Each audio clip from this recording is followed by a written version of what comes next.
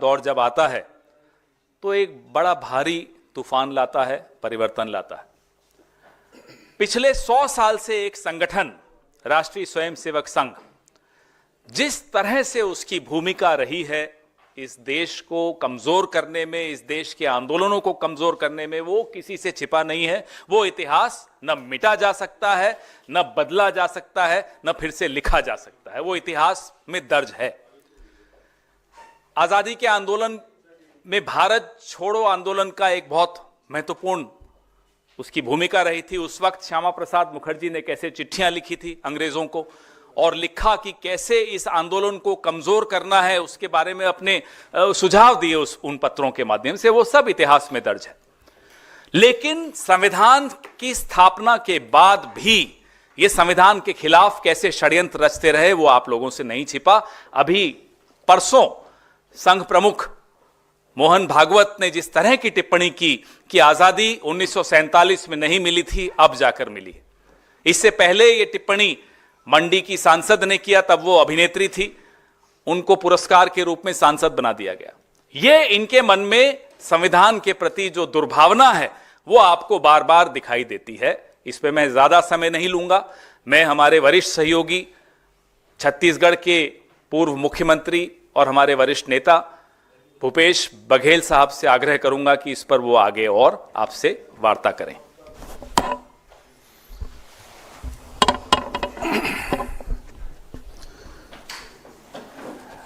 धन्यवाद पवन खेड़ा जी कि आपने आज मुझे पत्रकारों से चर्चा करने का अवसर प्रदान किया। इस कार्यक्रम में पत्रकार वार्ता में उपस्थित सभी पत्रकार साथियों का मैं स्वागत करता हूं। मुख्य रूप से जो बात आदरणीय खेड़ा जी ने कही है वहीं से इसकी शुरुआत। मोहन भागवत जी आरएसएस के प्रमुख हैं और उन्होंने कहा कि आज़ादी राम मंदिर निर्माण के बाद हमें मिला। दरअसल ये वाक्य उनका ये स्पष्ट करता है कि वो संविधान को नहीं मानते। इसका दूसरा अर्थ ये भी हुआ कि आज़ादी की लड़ाई में हमारे पूर्वजों ने, पुरखों ने लाखों की संख्या में जो लड़ाई लड़ी उसका वो अपमान कर रहे हैं। तीसरी बात, ये जो संघर्ष है उसको उन्होंने नकार दिया। और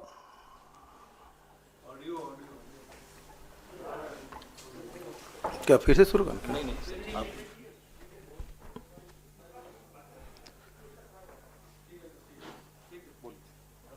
मोहन भागवत जी के वक्तव्य पर प्रतिक्रिया देते हुए अपने भाषण में राहुल जी ने स्पष्ट कहा,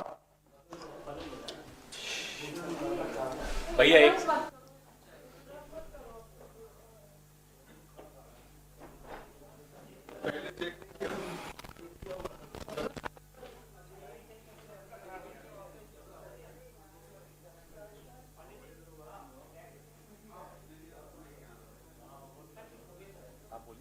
हेलो, टेस्ट कुछ ठीक हुआ? अब थोड़ा शांति बनाए रखिए प्लीज। आरएसएस प्रमुख मोहन भागवत के बयान पर कल हमारे नेता राहुल जी ने प्रतिक्रिया देते हुए उन्होंने कहा कि यदि यही बात दुनिया के किसी और देश में कही गई होती तो उनके खिलाफ एफआईआर दर्ज हो चुका होता और उसे गिरफ्तार कर लिया गया होता। लेकिन दुर्भाग्य कि ऐसा नहीं हुआ और मोहन भागवत जी और उसके संगठन के लोग संविधान के बारे में समय समय पर बयान देते रहें। उससे स्पष्ट हो जाता है कि वो संविधान को नहीं मानते, संविधान को बदल देना चाहते हैं। उनके सांसदों तक ने कहा कि हम संविधान बदलेंगे। तो ये इस बात से स्पष्ट हो जाता है कि मोहन भागवत जी संविधान को नहीं मानते, वो तिरंगा को भी अंगीकार, उनको 52 साल लगे तिरंगा को अंगीकृत करने में। आरएसएस का इतिहास जिस प्रकार से आप सब जानते हैं कि जब लाखों भारतीय अंग्रेजों के खिलाफ लड़ाई लड़ रहे थे, ते उनके साथ भागीदार के रूप में काम कर रहे थे अंग्रेजों के साथ। ये हिटलर और मुसोलिनी के विचारों के मानने वाले लोग हैं, उस रास्ते पे चलने वाले लोग हैं। ये असहमति को भी बर्दाश्त नहीं कर सकते, उनको विरोधियों के तहत कुचल देना चाहते हैं, दबा देना चाहते हैं, इस विचारधारा के लोग हैं। आदरणीय साथियों, केंद्र में भाजपा की सरकार है, बहुत सारे राज्यों में भी है। दरअसल ये सरकार आरएसएस की सरकार है, क्योंकि संविधान में तो न्याय की बात है, समानता की बात है, लोकतंत्र की रक्षा करने की बात है, और आरएसएस इन विचारों को मानती नहीं है। और वही काम लगातार जो भारतीय जनता पार्टी की सरकार है वो लगातार कर रही है। इनका पक्षपाती एजेंडा से देश क्या दुनिया भली भांति परिचित हो चुकी है, और लगातार अभी जिस प्रकार से राहुल जी ने जो बयान दिया, उसके भाषण को तोड़ मड़ोड़ के लोग, चाहे जेपी नड्डा जी हों चाहे और कोई हों, वो इसकी व्याख्या गलत ढंग से कर रहे हैं। भारतीय संविधान के अनुच्छेद 12 में राज्य का अर्थ उसके संस्थानों के रूप में परिभाषित की गई है। अब जितने भी जो न्याय, समानता और लोकतंत्र की रक्षा करने की जिम्मेदारी इन संस्थाओं की है, उसको ये लोग कब्जा कर लिए हैं। आप देख सकते हैं कि किस प्रकार से निर्वाचन आयोग की भूमिका रही है, किस प्रकार से भारतीय जनता पार्टी के लोग लोकसभा सत्ता में होते हुए लोकसभा नहीं चलने दे रहे हैं, किस प्रकार से ईडी, आईटी, सीबीआई का दुरुपयोग हो रहा है। और इसीलिए तो राहुल जी ने कहा कि लड़ाई हमको इन संगठनों से भी है। स्टेट का मतलब ही यही है कि उनके जो अनुच्छेद 12 में जो परिभाषित किया गया है, उससे स्पष्ट है कि इन संस्थानों में ही उनकी शक्तियां हैं, और उन शक्तियों को या तो काबिज कर लिए हैं या उन्हें डरा धमका के अपने अनुरूप फैसला करा रहे हैं। तो इसलिए जो हमारी लड़ाई है केवल आरएसएस या बीजेपी से नहीं, बल्कि जो इस संगठन को कब्जा कर लिए हैं, जो हमें न्याय दिलाती है, जो हिंदुस्तान की जनता को न्याय दिलाती है, उस पर कब्जा कर लिए हैं, उनके खिलाफ भी हमारी लड़ाई है। और इसको लगातार ये लोग दूसरे ढंग से परिभाषित करने के, दूसरे ढंग से व्याख्या करने की कोशिश कर रहे हैं, जो निंदनीय है। कम से कम आरएसएस और बीजेपी के लोग कांग्रेस के कार्यकर्ता, कांग्रेस के नेताओं को देशभक्ति की पाठ ना पढ़ाएं, हमें ना सिखाएं कि देशभक्ति क्या है। वो तो हमने देख लिया कि आज़ादी की लड़ाई में आपकी भूमिका क्या रही है, कि देश के आज़ादी के दीवानों के साथ आप थे या फिर अंग्रेजों के साथ थे, ये पूरा देश ने देखा है। आज लगातार इन संगठनों के माध्यम से कब्जा करके सामाजिक संरचना और आर्थिक नींव को कमजोर करने का काम भारतीय जनता पार्टी आरएसएस सरकार कर रही है। तो आदरणीय साथियों, मैं यही स्पष्ट करना चाहूँगा कि राहुल जी का जो दृष्टिकोण है लोकतांत्रिक है, समावेशी है और न्यायपूर्ण। ये जो मूल सिद्धांत है, इसको लेकर आगे बढ़ रहे हैं, और इन सिद्धांतों के खिलाफ जो भी सामने होगा या जो भी रोड़ा अटकाएगा, उसके खिलाफ कांग्रेस पार्टी और हमारे नेता राहुल जी लड़ाई लड़ते रहेंगे। अब आपके तरफ से कोई सवाल हो तो सादर आमंत्रित। कांग्रेस जो है, आप कह रहे हैं कि कांग्रेस ने फ्रीडम की जो फाइट है उसको लड़ा है, ठीक है। दूसरी बात ये कह रहे हैं कि इनके खिलाफ जो है एफआईआर दर्ज होना चाहिए था, तो कांग्रेस प्रैक्टिकल क्यों नहीं कदम उठाती है कि खुद ही वो एफआईआर दर्ज करे?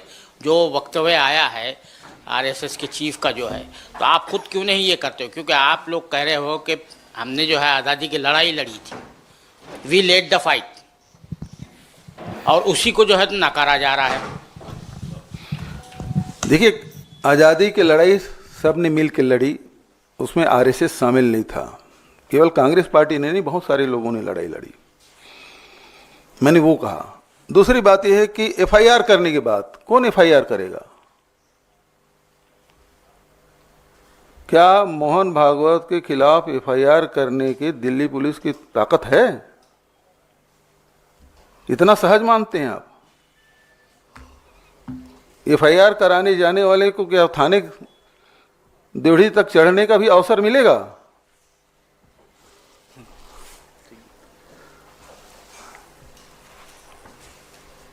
और कोई सवाल?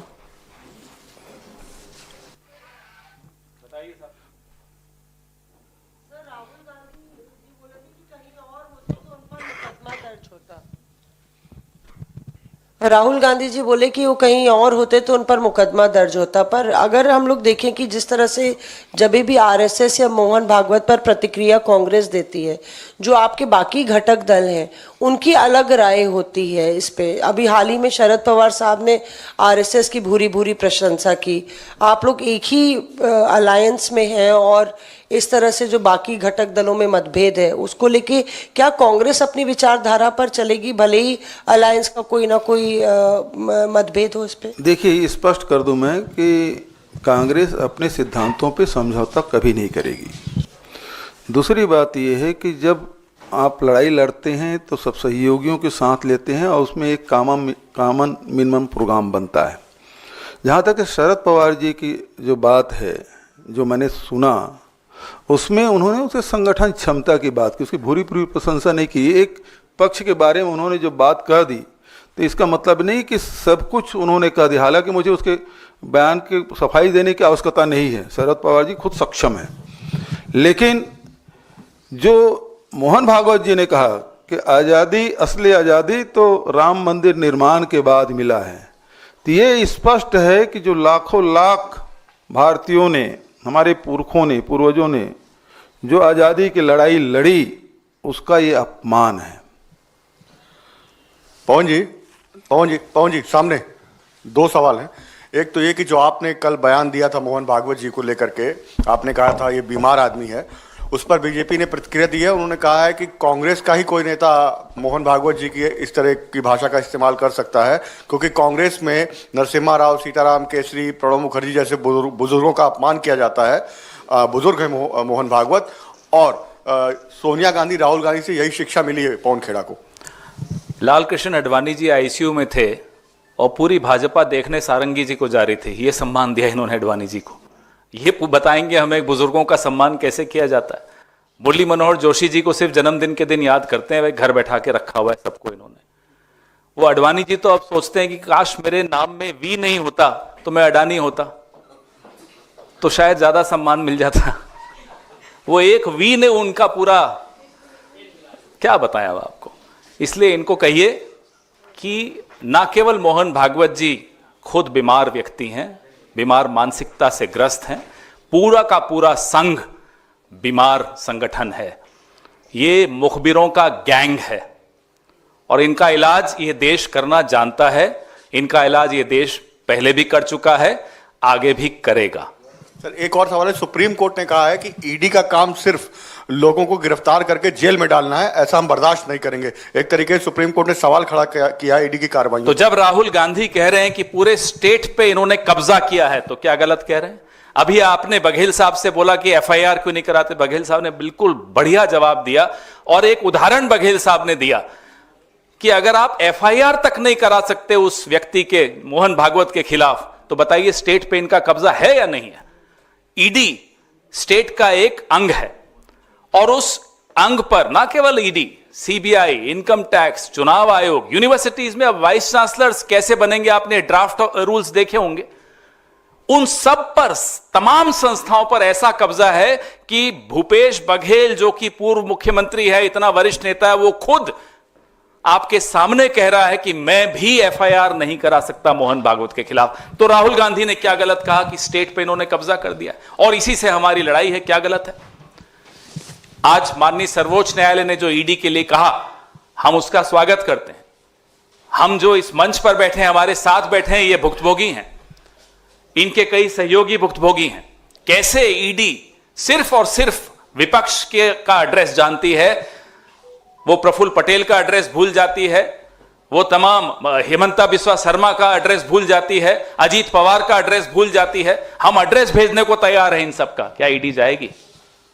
मेरा सवाल इधर है, आपसे मेरा सवाल है, मोहन भागवत के बारे में आपने जो बात अभी कही है, मोहन भागवत संघ के प्रमुख हैं, वो जानते हैं कि बयान के मायने आखिर क्या हैं।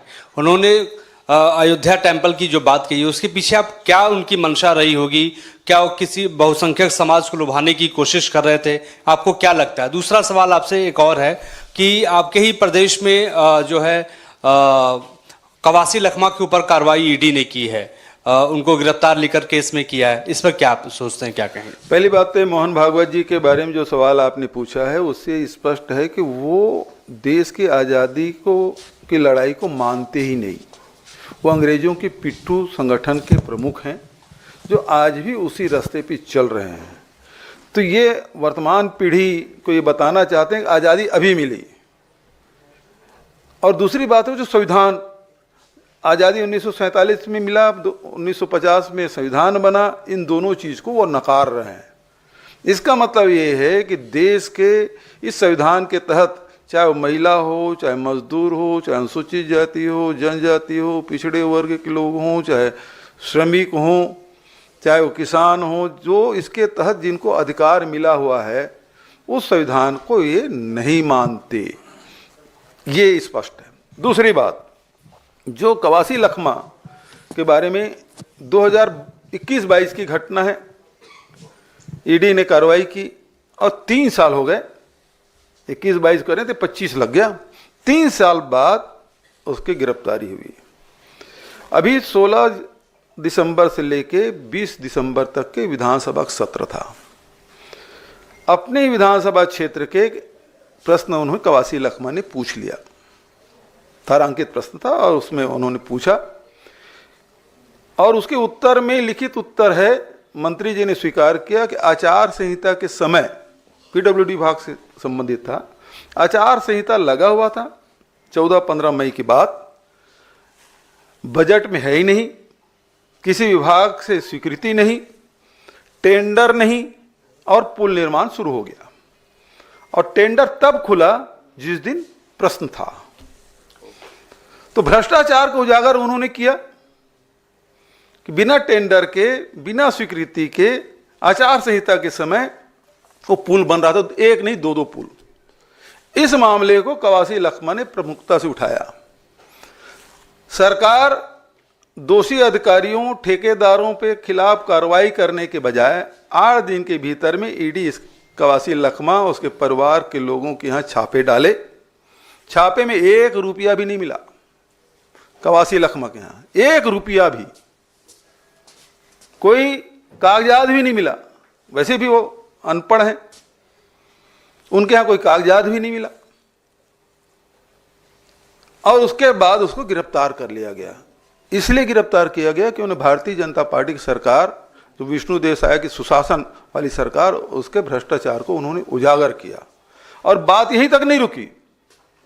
आप देखेंगे कुछ दिन बाद एक पत्रकार मुकेश चंद्रकार, केवल उस सड़क के मामले में, उस सुकमा जिला या बीजापुर जिला में ऐसे सड़क जो सेंट्रल गवर्नमेंट से स्वीकृत है, एलडब्ल्यू क्षेत्र में जो फेज 1 फेज 2 में जो स्वीकृत किए, उस सड़क की स्वीकृति, और उस सड़क की स्वीकृति में यह है कि 50 करोड़ के जो सड़क है उसकी लागत बढ़ के 142 करोड़ हो गया। सड़क बनी नहीं, 90% भुगतान हो गया। उसके मुंह हमेशा के लिए बंद करा दिया गया। प्राणों से हाथ धोना पड़ा मुकेश चंद्राकर को। तो ये बस्तर के 2 जिले की घटना कि आप यदि भ्रष्टाचार को उजागर करेंगे तो आपको या तो ईडी पकड़ लेगी या आपको मौत के नींद सुला दिया जाएगा। ये स्थिति है वहां। ठीक है सर, इधर सर, इधर जी सर। एक तो आज एक मुंबई में बड़ी घटना जो हुई है, जाने माने अभिनेता सैफ अली खान पर हमला हुआ है, हालांकि अभी जांच जारी है, इस पर आप क्या कहना चाहेंगे? और साथ में दिल्ली में बीजेपी के नेता कपिल मिश्रा हैं, वो नामांकन के लिए आज गए, तो उनके नामांकन रैली में कटेंगे तो बटेंगे वाले जो पोस्टर हैं वो नजर आए, तो इन दोनों चीजों पर आपका जवाब। पहली बात तो यह है कि मुंबई जैसे शहर में अब कोई सुरक्षित नहीं रहा। 11वें मंजिल में जाके रात को 2:30 बजे उसके घर कंपार्टमेंट में जाके उस पर हमला कर दे, इसका मतलब है कि मुंबई अब आम लोगों के लिए सुरक्षित नहीं रहा। अभिनेता जो है वो सुरक्षित नहीं, तो दूसरे लोग कहाँ सुरक्षित रहेंगे? तो ये डबल इंजन की सरकार में अब कोई सुरक्षित नहीं है, इस बात को समझ लीजिए। छत्तीसगढ़ में पत्रकार सुरक्षित नहीं है, वहाँ अभिनेता सुरक्षित नहीं है। बाबा सिद्दीकी की भी गोली मार दी गई। दूसरा, जो कटेंगे बटेंगे, तो ये इनका शुरू से ही रवैया यही रहा है कि समाज को बांटो और अपने हित में वोट लो, सेवा करके नहीं। सेवा इनके कहीं इनके परिभाषा में नहीं आता, सेवा शब्दकोश में नहीं है। ये लोगों की सेवा करके जीवन ऊपर उठा के ये वोट नहीं मांग सकते। प्रेम भाईचारा है ही नहीं, घृणा, नफरत, हिंसा इसके शब्दकोश में है, और वही उन्होंने जिसका आपने नाम लिया वो कर रहे हैं। ठीक है, धन्यवाद, थैंक यू सर। एक सवाल पवन जी आपसे। आपने कहा कि इस तरह का बयान जो मोहन भागवत ने दिया, पहले किसी अभिनेत्री ने दिया, वो उनको सांसद बना दिया गया। अब मोहन भागवत जी ने यह बयान दिया है, उन्हें क्या बनाया जाएगा? आपको क्या लगता है क्या फायदा होने वाला है? वो एक सांस्कृतिक संगठन है, गैर पंजीकृत सांस्कृतिक संगठन है, जिसने, जैसा कि बघेल साहब ने बताया, 50 साल तक आजादी के बाद तिरंगा नहीं फहराया था। 26 जनवरी 2001 को दिलीप चट्टानी, बाबा मेंढे और 4 साथी घुस गए रेशिमबाग के इनके मुख्यालय में और उन्होंने तिरंगा फहराया। उन पर केस किया आरएसएस ने, उनको जेल में डाला, नागपुर की अदालत से वो जीतकर फिर बाहर निकले। वहां तिरंगा फहराने के लिए भी इस देश के नौजवानों को संघर्ष करना पड़ा, और वो रिमोट कंट्रोल लेकर बैठे हैं सरकार की, by one get one free. आपने वोट दिया बीजेपी को, सरकार चला रहा है नागपुर, तो वो किसी को क्या बनाएंगे वो आपके सामने है। लेकिन हमारी शिकायत यह है कि इस लोकतंत्र को, इस संविधान को हासिल करने के लिए, जैसा कि बघेल साहब ने बताया, लाखों लोगों का बलिदान था। उस बलिदान को हम व्यर्थ नहीं जाने देंगे। अब ये गवर्नमेंट, ये स्टेट की सारी मशीनरी एक ऐसे गैर पंजीकृत संगठन के हाथ में आ जाए, उसकी कठपुतली बन जाए, ये बर्दाश्त नहीं होगा। इसके लिए हम सड़क पर हैं, रहेंगे, लड़ेंगे। बोलो बोलो। एक minute, my question to you, you know that Hindenburg research has been shut down. Now, does it impact in any way your charges or your accusations against Well, the the Adani party group? which is celebrating its closure is the BJP. I don't know how a political party gets affected by a whistleblower shutting shop. So, this exposes all the accusations that we've always made, that there is something the BJP has to hide. And since morning you see all the journalists also who are pro-BJP are celebrating. As far as the Congress party is concerned, we are absolutely sure that our charges against Gautam Adani and against all the misuse of power that Mr. Narendra Modi has done to support and favor his friend stay there. We will continue to expose them. Even before Hindenburg, Congress party kept exposing them. So I don't know why. Yes, I know the BJP is celebrating. They are celebrating. I don't know why. Ask them why are they celebrating. भाई, एक राजनीतिक दल है जिस पर प्रभाव पड़ा Hindenburg के बंद होने का, वो बड़ा खुश है, वो है भारतीय जनता पार्टी। अब हम 140 साल पुरानी पार्टी लगातार आपके सामने, हिंडनबर्ग का जब हमने नाम नहीं सुना उससे पहले से हम आपके सामने एक्सपोज कर रहे थे गौतम अदानी और नरेंद्र मोदी की जो गठजोड़ है, जो जुगलबंदी है, जिसके तहत खदानें दी जा रही हैं, जिसके तहत हवाई अड्डे दिए जा रहे हैं, पोर्ट्स दिए जा रहे हैं, पावर सेक्टर दिया जा रहा है, डिफेंस सेक्टर दिया जा रहा है, आपके सामने हम लगातार ला रहे हैं। अब एक हिंडनबर्ग के आने से या जाने से तो न हमारे प्रेस कॉन्फ्रेंसिस पर या हमारे आंदोलनों पर या हमारे नैरेटिव पर प्रभाव पड़ा, लेकिन जिस पर प्रभाव पड़ रहा है भारतीय जनता पार्टी पर, वो सुबह से दिख रहा है। उनके और साथी भी हैं पत्रकार साथी, वो भी बड़े खुश हो रहे हैं। ये हमें समझना है और देश भी देख रहा है कि किसी विसल ब्लोअर के जाने से खुश कौन हो रहा है।